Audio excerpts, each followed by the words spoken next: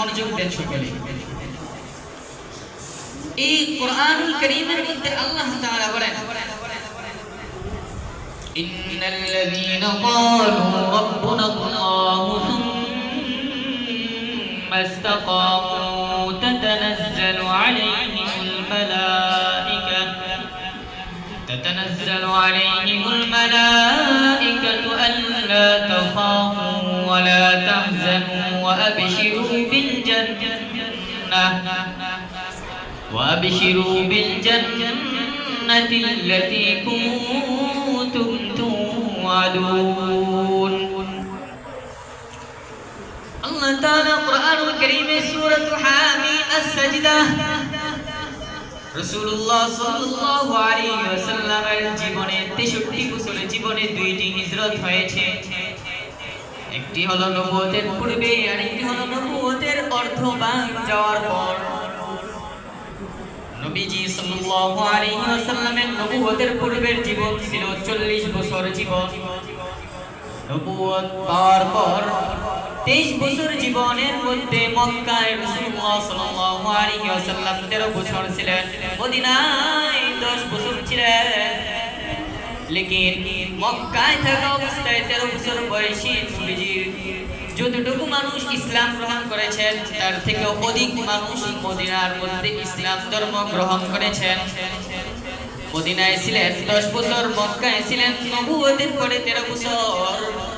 মক্কায় 13 বছর থাকা অবস্থায় যতটুকু মানুষ ইসলাম ধর্ম গ্রহণ করেছেন তার থেকেও বেশি মানুষ ইসলাম ধর্ম গ্রহণ করেছেন 10 বছরে। এই সূরাটি নবীজি যখন মক্কায় থাকেন, মক্কায় থাকা অবস্থায় এই আয়াতটি আল্লাহ তাআলা নাযিল করেন, ওয়ামান আহসানু কাওলান মিম্মান দাআ ইলাল্লাহি ওয়া আমিলা সালিহান ওয়া ক্বালা ইন্নানি মিনাল মুসলিমিন। তার কথার চেয়ে আর কোন কথা বেশি উত্তম হতে পারে, বেশি ভালো হতে পারে যে মানুষকে বলে আল্লাহ তাআলার পথের দিকে ডাকে, ভালো কাজের দিকে ডাকে, ভালো কাজের আদেশ করে, অসৎ কাজ থেকে নিষেধ করে এবং নিজেকে নিজে দাবি করে আমি একজন মুসলমান। সে নিজেকে মুসলমান বলে এবং মানুষকে আল্লাহ তাআলার ভয় মানুষের অন্তরের মধ্যে সৃষ্টি করে, তৈরি করে, ভালো কাজের জন্য আহ্বান করে, নামাজ পড়ার জন্য আহ্বান করে, গুনার কাজ থেকে বিরত থাকার জন্য বলে। আর কার কথা পৃথিবীর মধ্যে সর্বশ্রেষ্ঠ কথা হতে পারে? কত মানুষ প্রশ্ন করে যে হুজুর এই পৃথিবীর মধ্যে আমি কার সাথে চলবো, কার কথা শুনবো, কার কথা মানবো? আল্লাহ তাআলা বলে তুমি কার কথা মানবা? কোরআনুল কারীমের মধ্যে আল্লাহ তাআলা দলিল দিয়ে দিলেন সূরাতুল হামিম আস-সাজদা 24 নম্বর পারা 19 নম্বর পৃষ্ঠায়, মক্কায় অবতীর্ণ সূরা। আল্লাহ তাআলা দলিল দিয়ে দিলেন ওয়ামান আহসানু কাওলান মিম্মান দাআ ইলাল্লাহি ওয়া আমিলা সালিহান ওয়া ক্বালা ইন্নানি মিনাল মুসলিমিন। হ্যাঁ, আর কারোর কথা বেশি উত্তম হতে পারে না। পৃথিবীর মধ্যে সর্বশ্রেষ্ঠ উত্তম কথাই হলো যে ব্যক্তি আল্লাহ তাআলার দিকে মানুষকে ডাকে, আহ্বান করে, দ্বীনের কাজের দিকে আহ্বান করে এবং যত অসৎ কাজ আছে সকল অসৎ কাজ থেকে নিষেধ করে। সে যে হোক, সে হোক তোমার বন্ধু, সে হোক তোমার উস্তাদ, সে হোক আলেম, সে হোক তোমার বড় ভাই কিংবা ছোট ভাই, সে তোমার বয়সে ছোট হোক অথবা বয়সে বড় হোক, অথবা তোমার থেকে শরীরের গঠনের দিক দিয়ে বড় হোক, শরীরের গঠনের দিক দিয়ে ছোট হোক, হ্যাঁ, তার ভিতর যোগ্যতা, তার ভিতর গুণ হলো সে মানুষকে আল্লাহ তাআলার পথে ডাকে, মানুষকে জাহান্নামের ভয় দেখায়, আল্লাহ তাআলার ভয় দেখায়। পৃথিবীর মধ্যে আসার উদ্দেশ্য কি? সেই উদ্দেশ্য বুঝায়। তার কথার থেকে আর কারোর কথা বেশি উত্তম এবং সর্বশ্রেষ্ঠ হতে পারে না। আর কারোর কথা বেশি উত্তম হতে পারে না। মানুষ বিভিন্ন জিনিসের মধ্যে লিপ্ত হয়ে পড়ে, ব্যস্ত হয়ে পড়ে।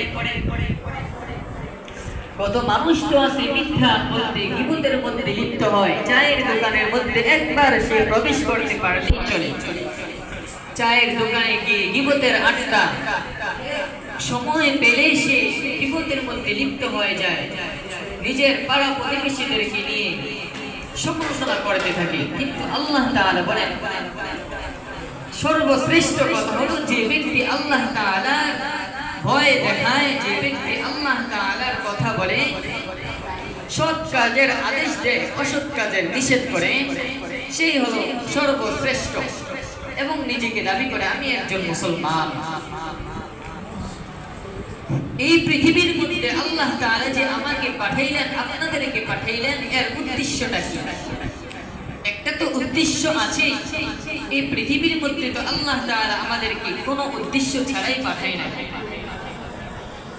আল্লাহ তাআলা যে আমাদেরকে পাঠাইলেন উদ্দেশ্য ছাড়া পাঠিয়েছেন নাকি উদ্দেশ্য ছাড়া পাঠিয়েছেন নাকি উদ্দেশ্য দিয়ে পাঠিয়েছেন?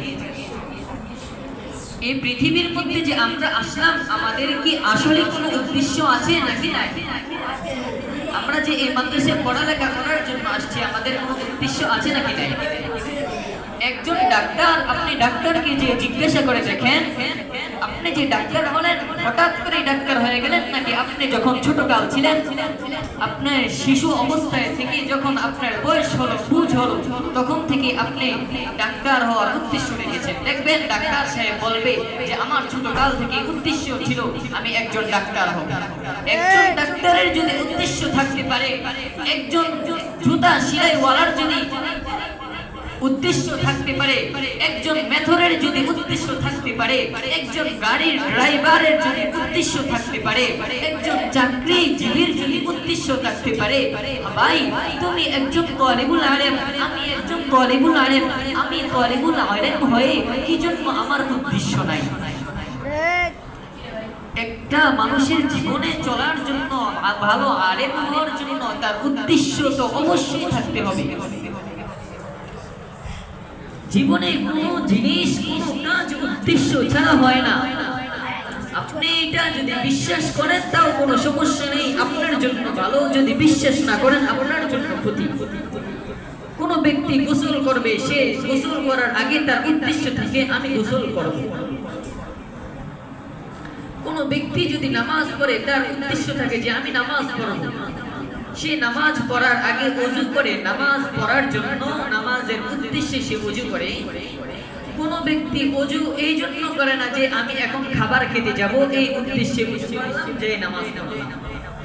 এটা তো তায়াম্মুম না যে পানি আ গয়ে তো তায়াম্মুম ফরজ हो गए, তায়াম্মুম বাতিল हो गए और ওযু কি ফরজ हो गई। এটা তো তায়াম্মুম না যে আপনি যখন পানি ছিল না, 1-1.5 কিলোমিটারের ভিতরে পানি ছিল না, এই জন্য তায়াম্মুম করলেন। আপনি একটা নিয়তে, একটা উদ্দেশ্যে যখন কারেন্ট চলে আসলো তখন আপনি আবার ওযু করলেন। জীবনটা তো তায়াম্মুমের মতো না ভাই। এখন থেকে আমার বুঝতে হবে আমি কি জন্য এখানে আসলাম, আমার জীবনের উদ্দেশ্য কি। আমি কি দুনিয়াটার মধ্যে সাধারণ মানুষের মতো সময়টাকে হেলিয়ে তুলে নষ্ট করে দেব, নাকি আমার জীবনের কোনো উদ্দেশ্য রয়েছে? হ্যাঁ, আল্লাহ তাআলা তো এইটাই বলেন যে বান্দা তোর জীবনের একটা উদ্দেশ্য রয়েছে। তোমার জীবনের উদ্দেশ্য হলো তোমার ইবাদত করা। তোমার জীবনের উদ্দেশ্য হলো দুনিয়ার মধ্যে তুমি ইবাদত করতে হলে তোমার ইবাদতের জন্য যা যা প্রয়োজন তা করা। যেমন আমি যদি ইবাদত করতে হয় সর্বপ্রথম আমার সুস্থ থাকতে হবে। সুস্থ যদি আমি থাকতে হয় তাহলে সুস্থতার জন্য যা যা করা দরকার, সময় মতো ঘুমানো দরকার, সময় মতো খাবার খাওয়া দরকার, সময় মতো বিশ্রাম করা দরকার, সময় মতো ব্যায়াম করা দরকার, সময় মতো সকল কাজ টাইম মতো করা দরকার। তাহলে এইটা যদি করি, এই নিয়মে যদি চলি, তাহলে আমি সুস্থ থাকতে পারবো। আর যদি সুস্থ থাকি তাহলে আমি আল্লাহ তাআলার ইবাদত করতে পারবো। আর যদি আল্লাহ তাআলার ইবাদতটা আল্লাহ তাআলাকে খুশি করার জন্য হয় তাহলে আমি জান্নাতে প্রবেশ করতে পারবো। অনেক মানুষ আছে, আরে ভাই আমাকে তুমি কেন বলো ইবাদত করার জন্য? এখন তো মাত্র 10 বছর, এখন তো মাত্র 15 বছর, এখন তো মাত্র 20 বছর, আমার তো আরো জীবন পুরাই বাকি রয়ে গেল, তখন আমি ইবাদত করে ভালো হয়ে যাব।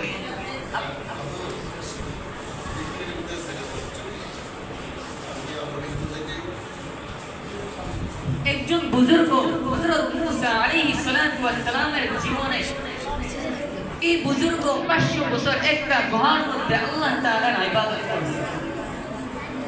500 বছর পরে পয়গম্বর মুসা আলাইহিস সালাতু ওয়াস সালামকে বলল, হে নবীর পয়গম্বর, আল্লাহ তাআলার পয়গম্বর, আপনি আল্লাহ তাআলার কাছে যে বলেন যে আমি যে 500 বছর ইবাদত করলাম, আমার এই ইবাদতের জন্য আল্লাহ তাআলা আমাকে কি দিবেন?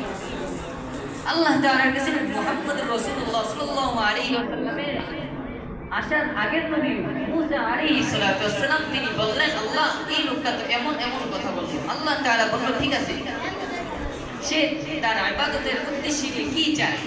তখন বলল, আমি 500 বছর যে ইবাদত করলাম, আমার ইবাদতের বিনিময়ে আমি জান্নাত চাই। সে জান্নাত কামনা করলো। আল্লাহ তাআলা বলল জিবরাইল আলাইহিস সালামকে, এই লোকটাকে নিয়ে তুমি জাহান্নামের সামনে দিয়ে অতিক্রম করাও। লোককে জাহান্নামের সামনে দিয়ে যখন হাঁটানো হলো, সে জান্নাতের সামনে গিয়ে আল্লাহ তাআলার কাছে বলল, আল্লাহ আমার তো পানির পিপাসা লেগেছে। তখন পানি পিপাসা মেটানোর জন্য 1 গ্লাস পানি চাইল আল্লাহ তাআলার কাছে। আল্লাহ তাআলা বলল, পানি তো তোমাকে এভাবেই দেওয়া যাবে না, তোমার মূল্য লাগবে পানির জন্য। তখন বলল, আমার কাছে তো ইবাদত আছে 500 বছরের। আল্লাহ তাআলা বলল, এই 500 বছরের ইবাদত পুরোটা দিতে হবে। 500 বছরের ইবাদতের বিনিময়ে 1 গ্লাস পানি দিবে। 500 বছরের ইবাদতে কয় গ্লাস পানি দিল? 500 বছরের ইবাদতে 1 গ্লাস পানি দিবে। 500 বছরের ইবাদতে বিনিময়ে 1 গ্লাস পানি আল্লাহ তাআলা দিলেন মুসা আলাইহিস সালাতু ওয়াস সালামের সময়কালীনের একজন বুজুর্গ। সে পানি পান করার পর আল্লাহ তাআলা জিজ্ঞাসা করলো, এবার তুমি কি দিয়ে জান্নাতে প্রবেশ করতে চাও? এবার আল্লাহ তাআলার কাছে উত্তর দিলেন, আল্লাহ এখন তো আমার কাছে ইবাদত নাই, কোনো কিছুই নেই, আমি এখন একেবারেই সাধারণ মানুষ হয়ে গেলাম, আমার ইবাদত নাই, গুনাহও নেকি নাই, কোনো কিছুই নাই।